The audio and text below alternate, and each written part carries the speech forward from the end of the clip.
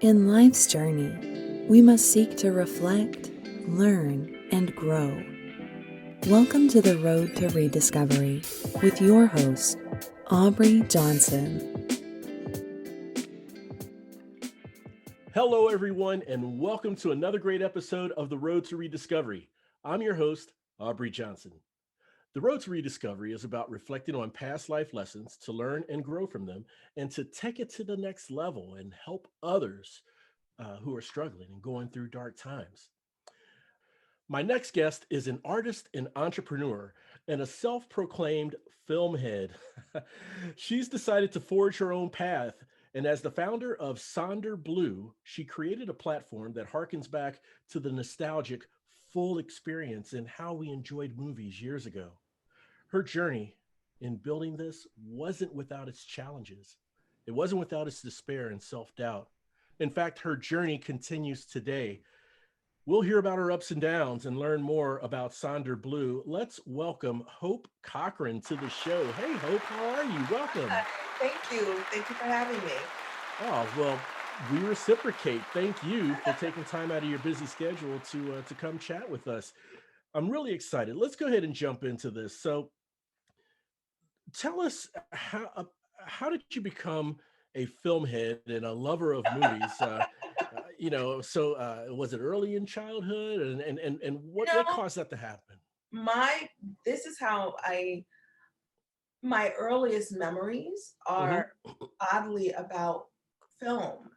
And my mom and I, it's I'm adopted Hmm. and we really bond over film. Like I remember, my first broken heart, my mom took me to a movie. Like it was about a Right. broken heart, like getting over a broken Yeah. heart. Yeah.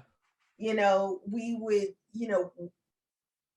cultural milestones, we would say, oh, let's find a movie about such and such era, Yeah. Yeah. and so we'd end up watching films like My Man Godfrey, and Yeah. then, which came out in the 30s, and then Hmm. we'd watch, just, Paper Moon, and just Yes. stuff that was reflective of a time.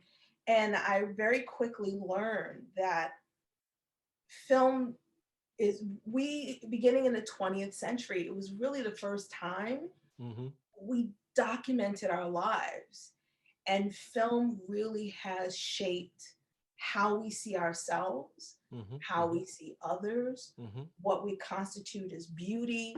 Right. It's defined masculinity. Yeah. And when you see that, and then you see as an African American what's presented, you kind of go, something, there's a lot there. It's a very rich landscape to touch. So Yes. it's how I connect with my mom. We still, Hmm. we still go back and forth about movies and Yeah. so on and so forth. It's how this and music and performing is how I touch the world. So Beautiful, beautiful, and there's something you said there that kind of that kind of struck a chord with me, a resonating chord with how much of this was and is still such a way for you and your mother to bond growing up and even today. And there's a saying that people say that music is the soundtrack of our lives, right? Well, I mean, would you agree that film could be a soundtrack as well? I think it can. I think it could be reflective of what could have been, what Hmm. is, and what will be. Got you. Okay, well that makes sense because when I hear music, there may be certain songs that kind of like take my mind's eye back to high school, right? Right. Because that song was out, and I was this particular age, and I may have been at this place, or this event may have been happening, Right. or I met this person while this song was playing, right? Right. And I would think film would have that, and it sounds like it has that and more, Oh, um well, yeah, yeah.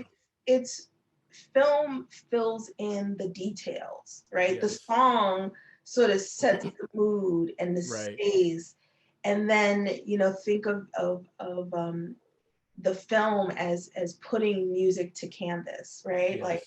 I'm Yes. going to see if it's done well, Right. oh, this is what it would look like. And oftentimes films use music Mm-hmm. to sort of push to help the audience connect, Right. because it is reflective. If you think about it, oh God, that famous score with the runners, Chariots of Fire. Chariots of Fire. Yeah. Mm-hmm. Everyone knows that song, Mm-hmm. and and anytime people hear it, if you know the movie, you hear the song in your head, and if you That's hear right. the song, you Yep. think of the movie. You sure do. You know, Yeah. There's that association, Yeah. right. Uh-huh. Or you hear Footloose, and you think, Same thing. Yep. same thing. And you don't Yep. even, it's not even that you were born then. It's that you Right. are, there's something that's being documented. You know what I mean? If you Right. watch a film um about, I'm trying to think of something that I've seen. Um there's a film that I saw a long time ago called Not Without My Father. Right. In the Name of the Father, In the Name of the Father, with Daniel Day-Lewis. Yep. I'm Daniel not Day. I wasn't born there. I don't have any kind of connection to the story, except there were elements of it that resonate with me, and Right. and I got it, and I felt very, emotional about it. And Mm-hmm. it's Mm-hmm. film is a canvas, and music can, they work together. Just put it that way. No, that Find makes the right sense. language. Yeah. No, they do work together, and they both can stir our emotions, right? Right. Exactly. Yeah. Yeah. So tell us a little bit about Sonder Blue and what inspired you to create this. Actually, it started out a lot simpler than Mm-hmm. it wound up being. Mm-hmm. It initially was thinking something like a watch party, like I want Okay. to watch films with my friends. Yeah. Yeah. And then I started digging in, and I really thought about, well, that's not enough. That's not a complete movie experience. And Yeah. I began to think about, well, how has it changed now that now that we've moved into the streaming space, and Right. we're not going out to the movies? How is that experience different? What are we missing? Yeah. Yeah. We have experiences that go beyond just watching the movie. Right. Our Right. experiences are, similar to, like, with mine. My mom and I watch a movie, and then we talk about it. Or Yeah. we will talk about different points of view, and we'll say, and the beauty of film today, seeing it at home, is you can rewind the scene and go, wait a minute, did you see? Right. And I didn't pick up on that. You know, Yeah. Yeah. my best friend and I just separately watched the show, this Mm-hmm. series, and it's just, did you realize that ending? I said, yeah, and then I went back and rewatched it. So then we're texting each other back and forth, talking about the points that we missed. Like, I didn't see that point. Oh, did you see that name drop there? So Uh-huh. that's very different than when you would go out to the movies, right? But Right. Right. there are new traditions. But where is the space for us to enjoy the behaviors, the how we experience film today? There's no one platform. You go here to talk about film. You go here to get reviews. You have here to go here. Well, this is about a community. This is about film lovers. This is about not just watching a film, Right. but Right. but having the full moviegoer moviegoer experience. Absolutely. Okay. That makes sense. That makes sense. And so, like you said, originally it started out simple, and then as you broke it down and as you cracked open that egg, I guess, and started to unpack things, I guess what it looks like and what it should be, the scope started to expand a little bit, Oh right? I yeah, mean, and it was yeah. intimidating at first. Oh, I bet. It I was bet. when you have, for example, Hmm. um, you know, doing what I initially wanted to do was simple. Yeah. This was a little different, because I also had to educate myself. Right. So Right. when you're a solo entrepreneur, You know, I had to build a team, great, check. Yep, You know, yep, yep. and then you have to work through, you don't have the budget to kind of go the traditional route, which is you Right. build your MVP Yeah. and then you see how the audience loves it, Right. and then you start developing. So you kind of have to you have to cultivate an agile approach to development. That's right. That's right. So you're constant. So each feature was test and build, feedback. And so it was built from user feedback. Everything on here was built from user feedback. And we still didn't get everything in that needs to be done. We just kind of, in this first iteration, we got what, you know, let's say the top 10 of everything that people wanted.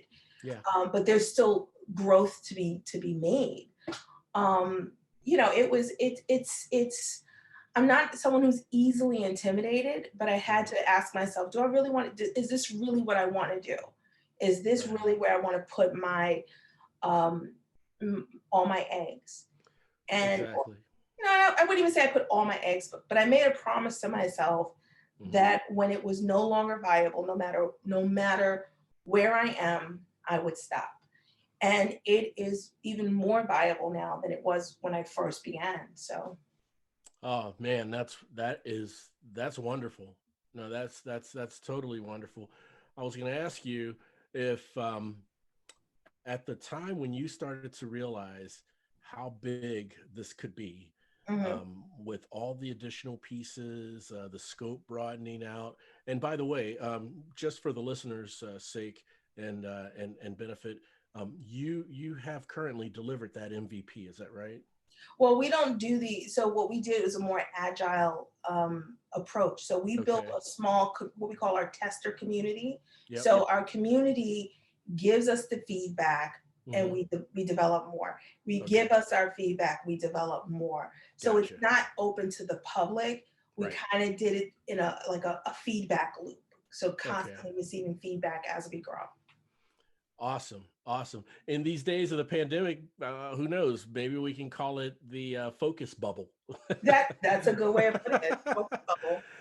I'm sorry, I have to make light of, these crazy times, every now and then. It is. It is. Yeah. I keep Yeah. myself quarantined. I don't keep myself Mhm. quarantined for myself. I keep myself Right. quarantined for my parents. Um, Gotcha. if they need me, I don't want to have any issue. Like, do you have COVID? I have not been around a human being. No, I mean, I Yeah. work with people, but Well, I try sure. to keep Sure. myself as, Yeah. home delivery, all that stuff. So There you go. Yep, I'm right there with you. So, like I was asking before, or about to ask, as this started to unpack and build, in terms of what this could be, the potential that it has, I'm sure it seemed a little more daunting and daunting and daunting. But like you said, you're not easily intimidated. So, my question to you is. Um, well, Hope, at the time you decided, yeah, this is what I'm going to commit to, do you feel at that time that you have, oh, I don't know, calculated or has have been as thorough as possible in all the potential risks, all the additional things you'd have to do, the time committal? yes, I think so. The first thing I will say to that question, sort of like the precursor, is Mm-hmm. I you success is born out of failure. So you Mm-hmm. cannot opt out of failure. Right. And I have failed just doing this many, many times. Mm-hmm. Mm-hmm. But it's how I fail. It's how I use those failures and how I grow through those failures. So, you calculate to the best of your knowledge. You use what you know. I have advisors who discuss, who sometimes will tell me, Hope, that's not going to work. Or, so Right. people who understand the space, Mhm. that's the most important key to success, is Yeah. acknowledging you don't have all the answers.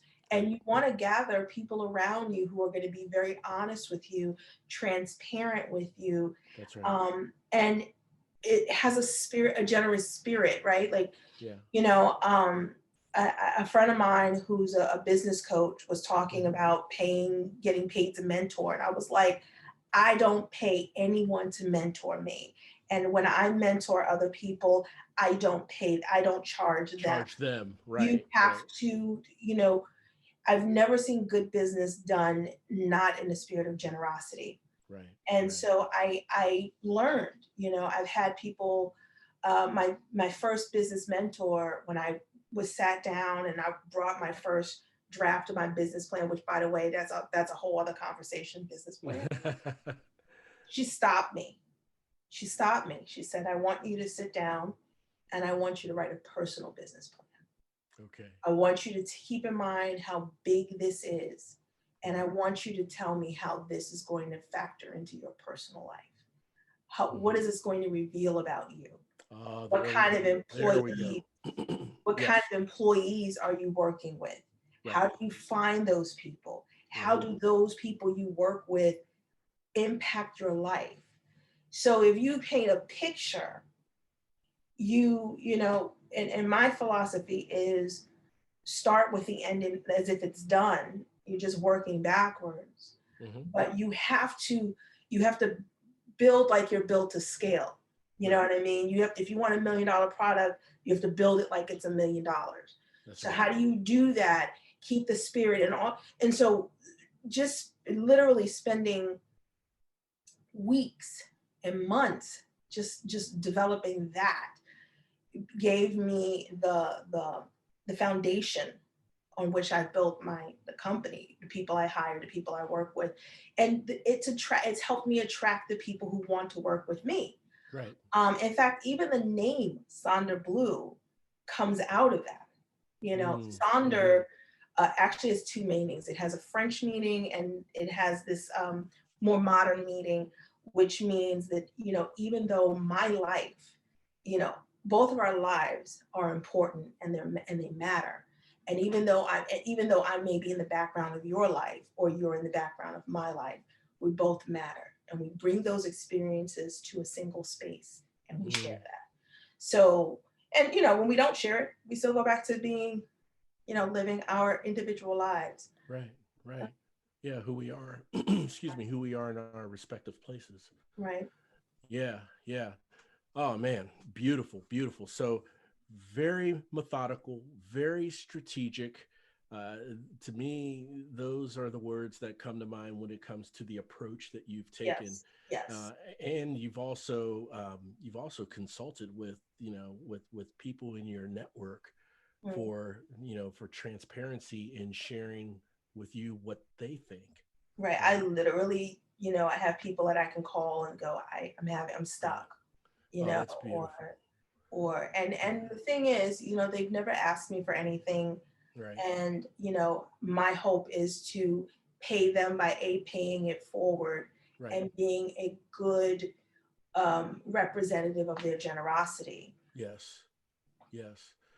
Oh, that's great, man. That's great. So Hope, I apologize if you have already mentioned this. Okay. But was it through those the studies that you have done and continue to do with a concentrated group of people to where you were able to discover a market or a demand for what you were building? Well, I had suspected there was a market for it because I wanted it.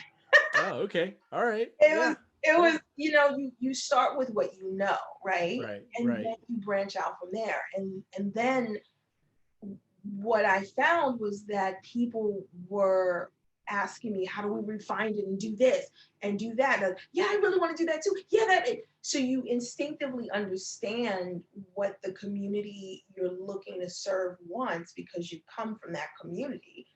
And then there are the little things that make a difference that maybe you didn't think of.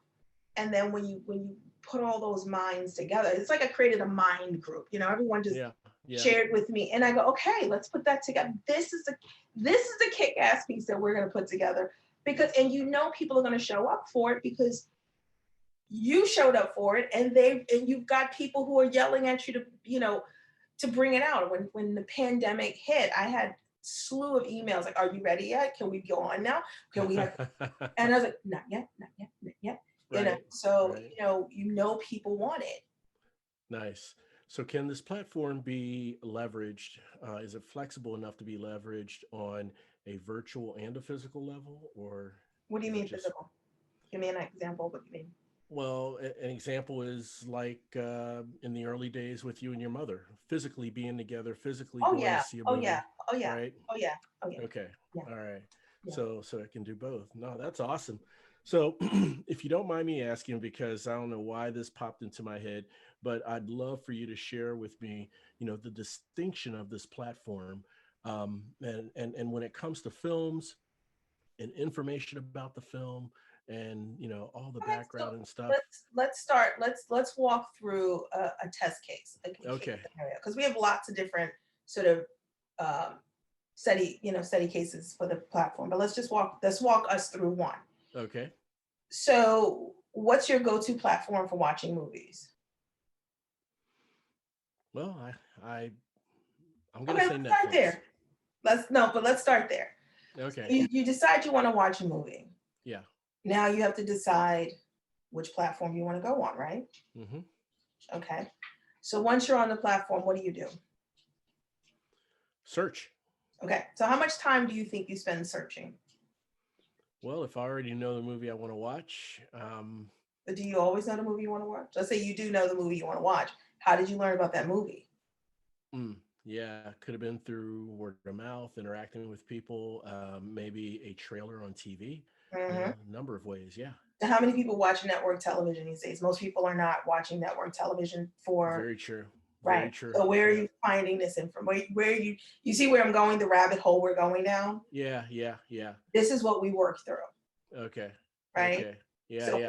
we're just literally talking about searching for film Right, and right. all the ways that you can find yourself searching for films. Hmm. And how much time do you find you're searching about, do you spend actually searching?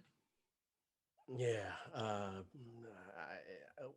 There would be two times, right? There would be the length of time if I know what I'm looking for, Mhm. and the length of time if I'm just aimlessly wondering, trying to find a good movie, right? Okay, so let's look at trying to find a good movie scenario first. Okay. So what is Well, that process like for you? in that scenario, I'm gonna say maybe a good 10 to 15 minutes Okay. before I find a movie like that, because obviously they're whatever platform, a lot of platforms, have in common is they have suggested or Hmm. popular Hmm. titles, Hmm. that you have to sift through. Hmm. So, that time would be consumed as well. Okay. So now you're sifting through a movie. You'll spend 10 to 15 minutes trying to find a movie. You Hmm. start the movie. I'm assuming, like many of us, you start a movie and then 10 minutes in, you're like, I don't want to watch this. Stop. You know what I Yeah, mean? yeah, Yeah. that's happened. Yeah. And then what do? Search again. Search again. So Yeah. you spend another 10 to 15 minutes searching for a film. So now you spend a half an hour and you spend 10 to 15 minutes to realize you don't want to see that movie. So Right. that's 45 minutes that you've Right. spent to discover you don't. Some people might give up, some people might keep searching. I just spent half an average movie time Right? doing the So search and my all of point it. Yeah. is, you see the thought behind, do you see that? So Hmm. imagine you walk on a platform and without trying to give anything away, because I'm trying not to give away the bells Sure, and sure. whistles of the Absolutely. platform. Absolutely. All of that is worked out for you. Okay. You figured out you don't have to go through that exercise over Okay. and over again, Okay. because we're not just a streaming platform. Okay. We're a platform where you can discover movies organically. Hmm. You can get recommendations for films Hmm. Hmm. from human beings. You know what Right. I mean? Right. Yeah. Yeah. We're not so it's about that little use case that we just went through. Yeah. We went through that 100 times for a Mm. hundred different little scenarios Right. that Right. impact your experience. I And see. then we figured out, how do we fix this so that you have the optimal experience on the platform. Gotcha. Gotcha. That makes sense. That makes sense.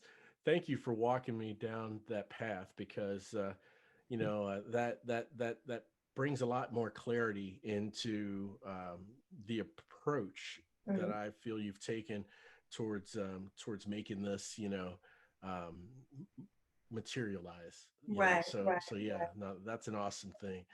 Awesome. Well, Hope, what were some of the struggles and setbacks that you have had? I know your journey continues, but I mean, not all things come easy or fall into place the first time, right? Absolutely Uh, not. Absolutely not. yeah, yeah, I first of all, I had a lot of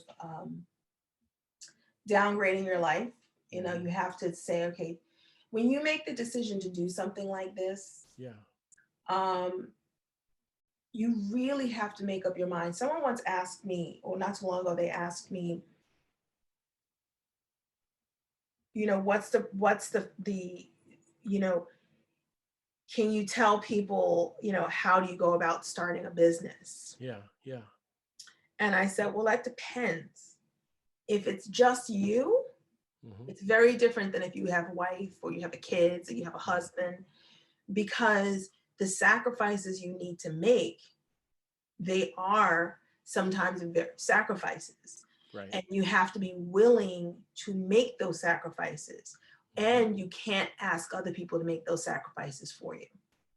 that, So you work all the time, you know, maybe times I would have gone out and partied or did whatever. That's hmm, not happening. hmm, Um, you downsize your expenses. So now I'm not spending I'm spending, substantially less because this is where my money has to go. right, right, And right. So you have to decide what's important to you. And you mhm, have to learn to manage yourself, putting the business that you say is important to you in front. And when you are um when you walk into the business, when you walk into creating a business with and you have to be the financial engine behind that business, there's a right, level of caution that mhm, you have to take. So for me, it's about planning. It's about understand. I'm one of those people who will plan out a year. yeah, I'll sit down and go, okay, this is what my year is going to look like. This is where I want right, to be at the end of the year. yeah, Um, and I may not know how I'm going to get there, but I know hmm, this is where I want to go. And so I yes, know what I'm driving towards. right, Um, it's not it's people have to decide. If you want to start a business, you have to kind of decide: are you an employee, or are you an employee? And you can be a freelancer and still be an employee, sure, right? yep, you But sure to can, be in business is a completely different beast. yes, yes, So, yes. I understand now. Fully committed. I'm thinking all in comes to yeah, mind. you have to be all in. You have All to be in. all in, Hmm. because who's going to do it if you don't That's do it? right. Who will? Yeah. Yeah. Right? Hmm. If you think about it this way: if you want to stop your podcast, you stop doing your podcast, right? You don't have people working for you. You don't have people who are depending on this growing. You don't have people attaching their reputations. Maybe you do, their reputations to this. You see what Right. I mean? Per Yeah. se, I don't know if they do or they don't, but Right. Right. Right. it's not. It's an you either going to do it or you're not. And there's a Yeah. level of humility that has to come with that. Like, I Yes. don't have all the answers, and I've messed up quite a bit, but I've Hmm. also got a PhD, and I can look at there are things I can look at now and go, yeah, but I didn't know that before. I Yeah. didn't Yeah. know that. I didn't understand that. And I Hmm. had to repeat myself a couple of times before you know, interestingly enough, sidebar, Sure. sometimes when you start a business, you think you follow the roadmap. I went to business school when I was in high school, went to Columbia Business School when I was in high school. Yeah. Um, that's a whole other story how I wound up there, but I did. And there are things that absolutely are fundamentals to business. And Yeah. once you learn those things, that's it. There's no real, that's what really works. Yeah. However, you have to leave room for something other than the standard sort of business practice to show up. Right, right. Because when I'm trying to figure out how to incorporate, how to state it. You know, business is about people, and we learn that, but how do you connect to people in this space versus that space? Right. What's that process like? I see. Yeah. What's the experience like? Mm-hmm. When you're starting a business, you have to decide, you may like something, but do you want to be in that space? You know, Yeah, I was just talking to a family member the other day who was like, yeah, you know, I really want to be a therapist. Like, that's what he's doing.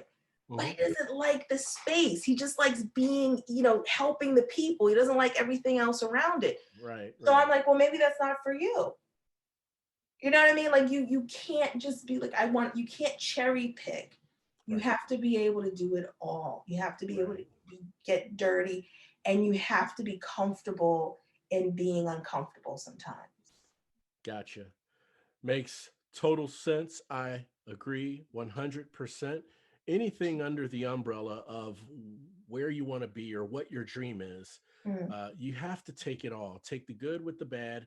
mhm, There's some dirty parts where you mhm. get muddy. You have to take that as well as the good parts and the parts that you do enjoy. You know. Right, Yeah, exactly. yeah. So I agree 100% there, Hope. Now, um, taking hard looks in the mirror, you know, and making those decisions and telling yourself, okay, and asking yourself, do I want to commit to this? And if so, here's what that means. Here's what that Mhm. commitment means. Yes. It sounds like you've done a tremendous amount of that. And here on the Road to Rediscovery, we talk about the four cornerstones of growth. Okay. Mm, And the four cornerstones of growth are self awareness, mm. humility, gratitude, and service to others. Okay, you have a tremendous amount of self-awareness that I've felt and picked up from your vibe, you know, Thank you. as Thank you. we've talked here. So for any entrepreneur starting out, it sounds like this type of resolve, such Mm, as what you have, mm. is what they need Right. in order to be successful. Right. And yeah, but also, I mean, you hit on a few other things, gratitude, and I'm grateful for my team. Hmm. Hmm. I'm grateful. It's, you know, you could say, oh, you know, I made a good hire here and there, or maybe, you know, I attracted the right people. I was doing Right. the right things and pressing the right buttons, and the Right. right people said, I want to be there. And Mm. so I'm grateful for those people. I'm grateful for the opportunities that those relationships has offered me. And again, I always feel like I need to represent their generosity well. You know, I Right. have to be a representation of that generosity Hmm. well. Hmm. I'm Hmm. not entitled. I'm not entitled to anything. Um, but that's the first thing. I mean, that's the first thing you said that I think is pivotal. And then the other thing you said that I thought was very interesting and very important is what's the other pillar? Oh, Jesus, you just said it. Say it again. Gratitude. No, you said that. Service to others. Okay, service. That's right. Yeah. Hmm. Oh, my company is designed to be service to others. You know, it's Yes. in my business model. Hmm. Um, And I think that in today's world where things are so transparent, Yes. there's no room, you know, to be selfish. And one of the things I've noticed, and I think it's beginning to turn, is, you know, I call it altruistic greed, where Okay. you have companies or brands who know the right things to say, but Hmm. they're not doing the right things. They're not adapting the right practices that reflect the values that they're spewing. Right. You know, and so Yeah. for me, it's important to represent the values that I'm trying to present. So for Yes. example, my first hires are diverse. men, women, LGBT, Yes. Black, white, just, international. Right, It's right. important to me that I, my platform, the owner of the company that I partnered with to build the initial platform is Yeah, owned by a woman. Women aren't in the SaaS space. Women aren't in, you know what I'm saying? yeah, yeah, So, yeah. but you have to earn, to me, it was like, that's gold. You're a woman. I want to forever and a day say a woman did that. You Yes. said we don't belong in this space. You say women can't be in this space. I'm building something that when people look at it, they can say, but a woman did that Mm, and did it well. You strong. know what I mean? Yeah, yeah, I do. Um, I Yeah. want to build a space where people say diversity wins. Diversity is not sucking away opportunity, but expanding opportunity. You know, Completely. so you Completely. can't talk about that and not be, you can talk about that and you can talk about it and not be that. But I think eventually it's going to cut, it catches up to people. It's Well, like, no, you're right. It totally does. I mean, people talk about, okay, this is the melting pot. We have a lot of different races and ethnicities and cultural backgrounds, people first generation, second generation, immigrants from different countries, and here we are, or this company may be very, very, very diverse and so forth. But, to me, there's multiple levels of diversity, mhm, right? It's not just, yeah, you have a bunch of people with mixed races and cultures and ethnicities in one place mhm, or in one company or whatever, mhm. but how are we leveraging the talents Exactly. of And the unique talents of that come these? That's from right. those communities, Yeah, and like, that's but right. No, I was just going to say that, as well as empower each person and assure them in knowing that they have a voice of value. exactly. What they bring to the table adds value. And it gets back into to bring it right back to movies. Hmm. When you Hmm. think about what, how women have been presented in movies Yeah. from the beginning, how Yep. people of color have been presented in movies That's right. from what has that evolution been like? Right. Holly Berry, I think, just went on record saying that she was sad that she was, she's the only African American still to win Best Actress. Yeah. Um, See. you know, Yeah. but we can, but let's talk about female directors. We Right. only had one Behind the camera. female, Yeah. we only had one female director, and that was for Hurt Locker. you know Hmm. Hmm. Hmm. we've got, and that was sort of an action film directed by a woman. Right. What is her name? Oh, it's gonna come. So are we moving where we need to go? I Yeah. hope so. Yeah. but Yeah. but until we get there, what are people seeing reflected back at them? and Right. and how do we sort of nudge people to a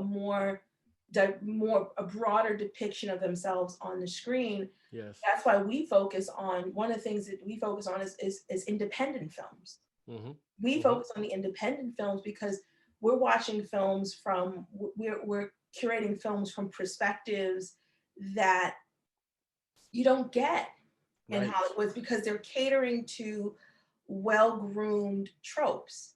You know what I mean? Hmm. Tropes that we Hmm. see, and that's why we look at film going, yeah, I know what's going to happen there.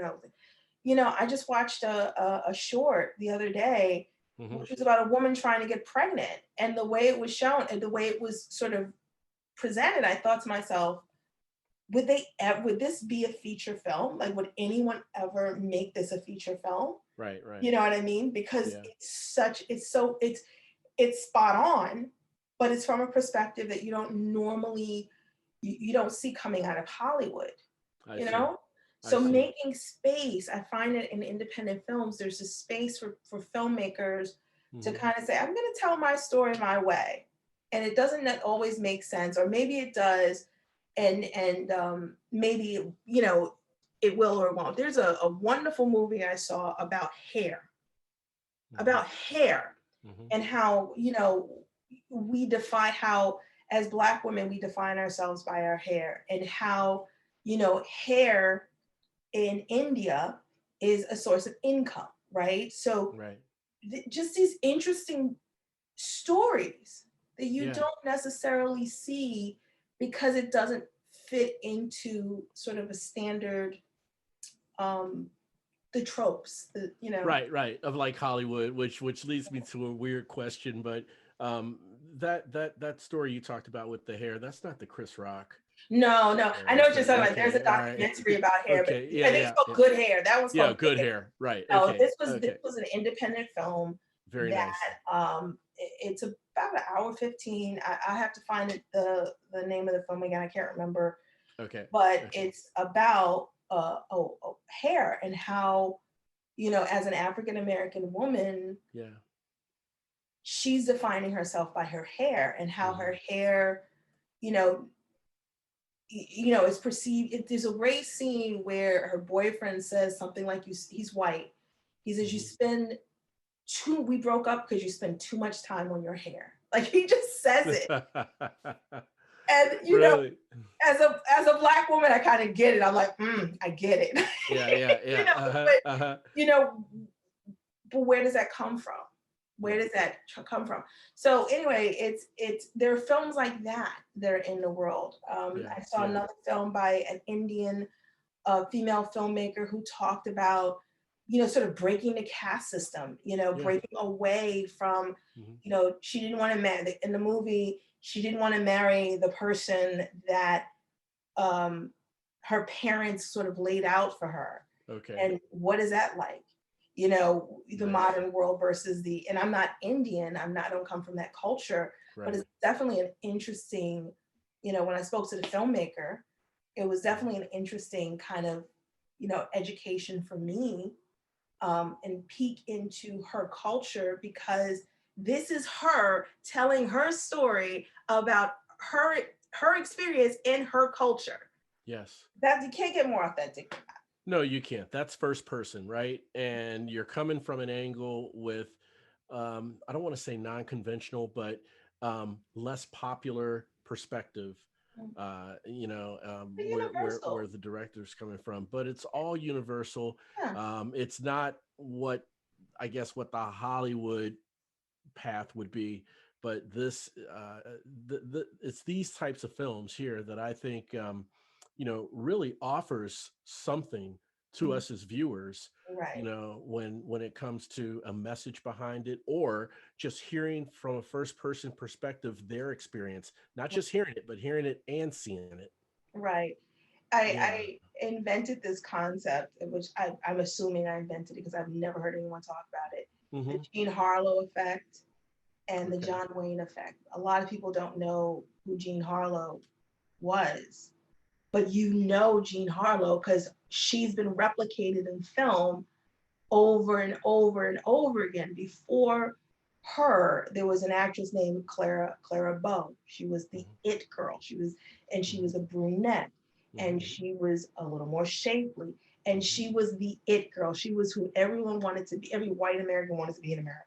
Right, right. Then in the 30s, an actress by the name of Jean Harlow came on the scene, and Hmm. I think she was with MGM, and they dyed her hair platinum blonde, and they even put out this whole advertisement: "Who says blondes don't have more fun?"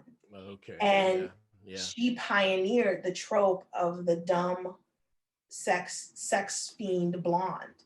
Ah, And I see. so so when you think about it, then we went from Jean Harlow. I think she died at 25. Actually, she died pretty young. Hmm. So you went from Jean Harlow in the 30s. Then you had Veronica Lake in the 40s, the kind of like whimsical, not very, you Right. know, Right. demure. And then you've got Marilyn Monroe, Marilyn Monroe. right? Yeah. And then you can go on and on and on and on. And you know, Yeah.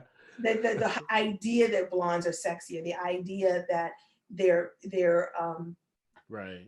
they're all these things. Hmm. That wasn't invented yesterday. No, it wasn't. I mean, the And it's 70s had Farrah Fawcett, and right. And yeah, it's yeah. replicated over and Yes. over and over and over again. I see. In films, Yeah. we don't know the origins anymore, but that's Yeah. the origins. If you look at John Mhm. Wayne. John Wayne was, I mean, think about you had Joseph Cotton during his day. You had Cary Grant during his day. I'm not sure if Cary Grant would be a star today.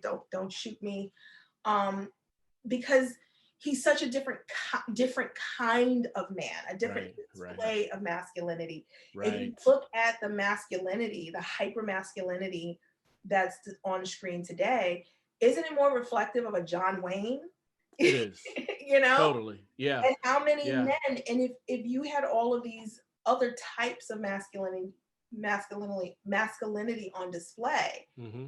but that probably meant that was also what was in the world, right? Right. But Yeah. now if you look at how narrow sort of the masculine archetype is, Yeah. and look at how it's kind of reflected in the world. It's a Yeah. No. powerful film, is a powerful, powerful, powerful platform.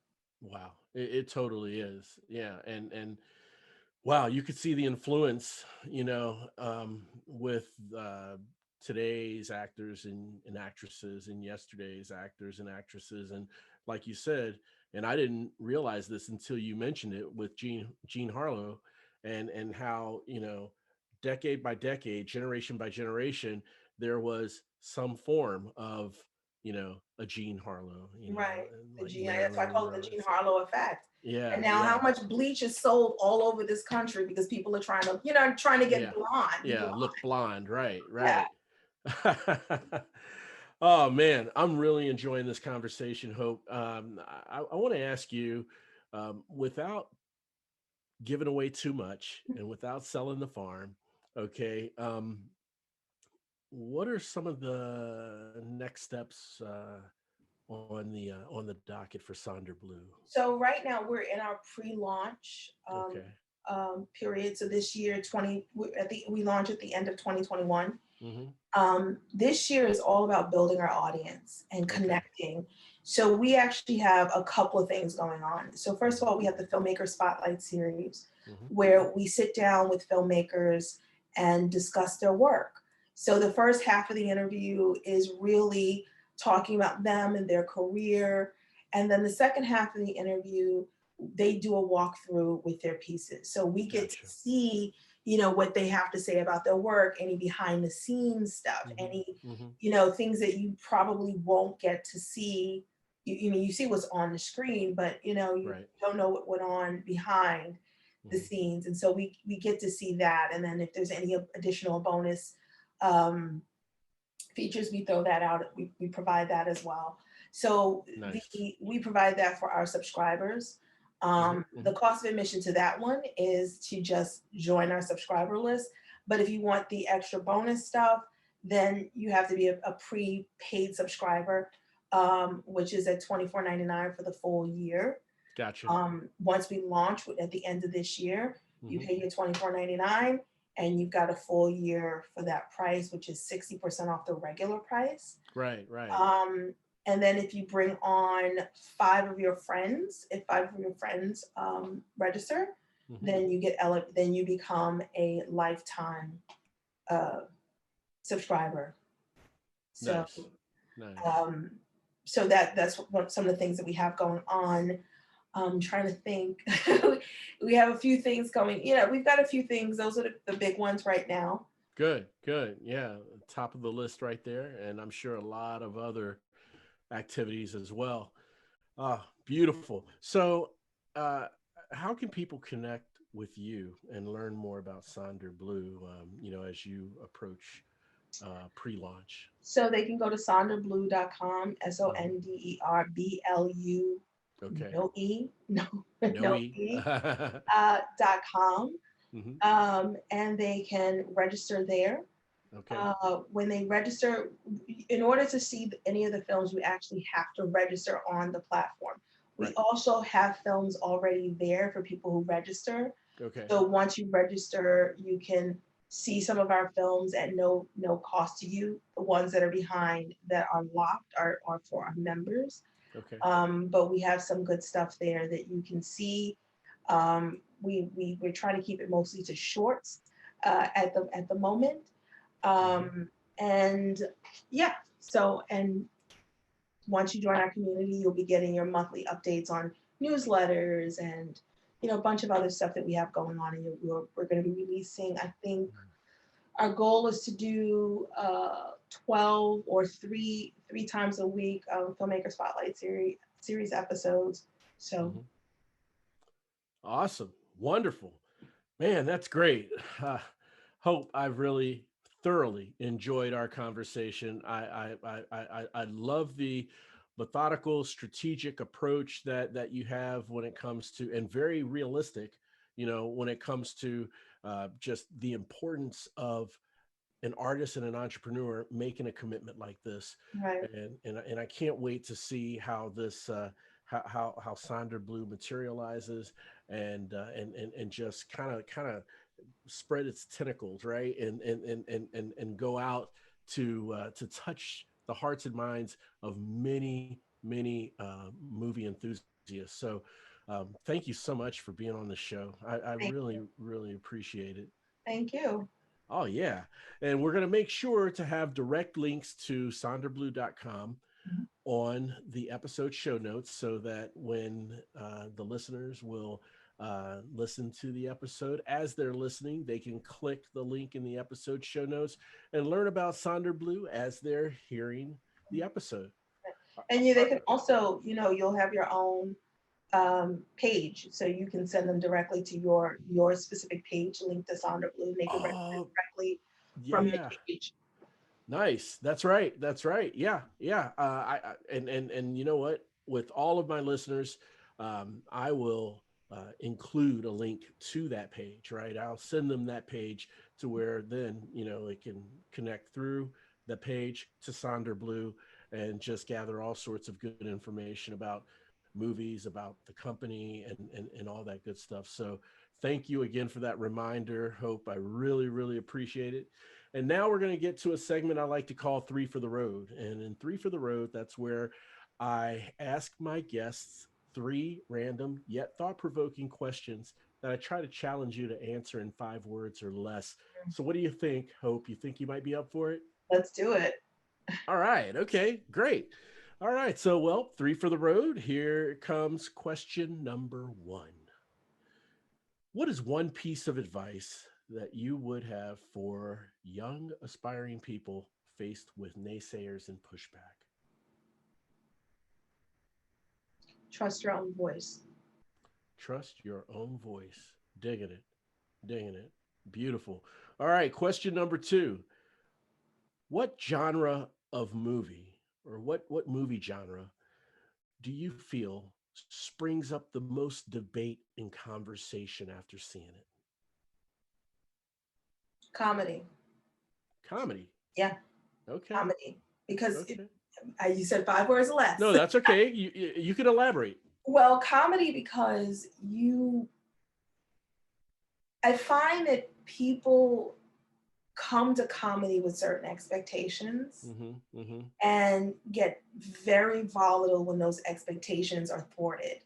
Okay. You know what I mean? And so if I'm trying to think of like Knocked Up. There are people who just hate Knocked Up. Like, sure. it's a woman bashing, and then there are people who absolutely love it. So it has this potential of being extremely entertaining and extremely polarizing. So sometimes the people who hate it are also laughing. That's irony. right. Like, I shouldn't be laughing at that. Yeah. I hate this. Oh yeah, but it's funny. Yeah, I got you. All right, comedy, awesome. And number 3 to top us off for 3 for the Road. And I think you kind of alluded to this in our conversation a few minutes ago. What is the element in a film that connects with the viewer?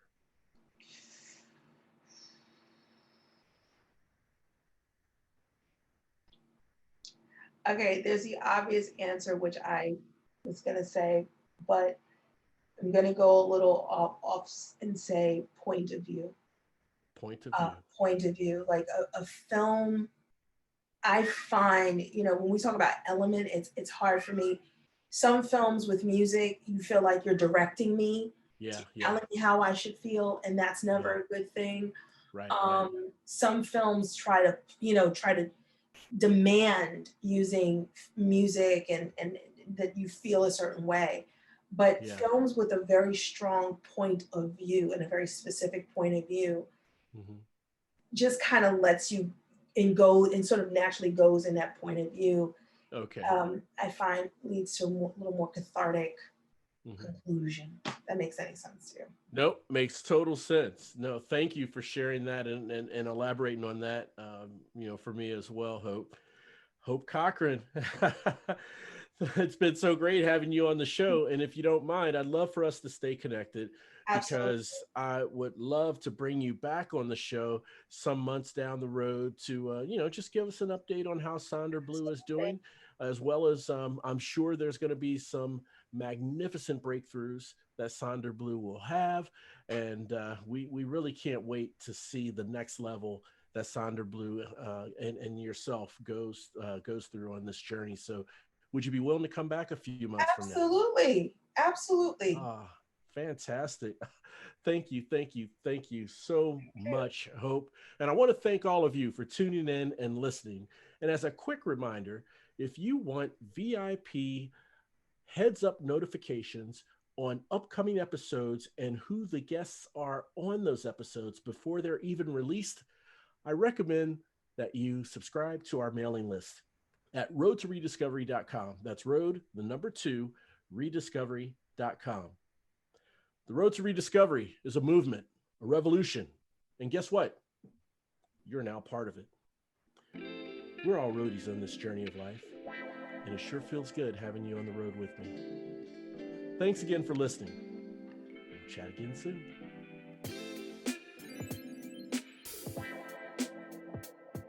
The Road to Rediscovery is an AJ Shark production.